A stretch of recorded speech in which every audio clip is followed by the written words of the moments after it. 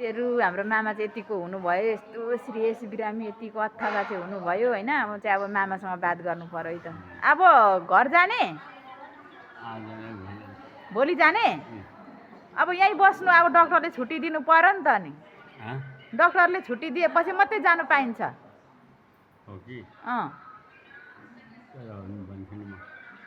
अब यहाँ यहीँ बस्नु यहीँनिर राम्रो स्याहार हुन्छ यहीँ हुन्छ घरमा गएपछि एक्लै यहीँ बस्नु अब ल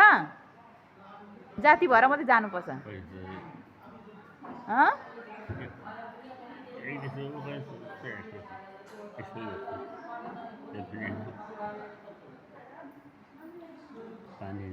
पानी खाने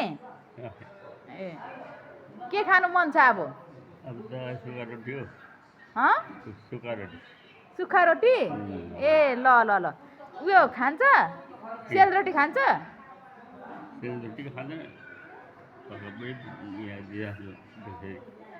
सेलरोटी ल्याएको छु मैले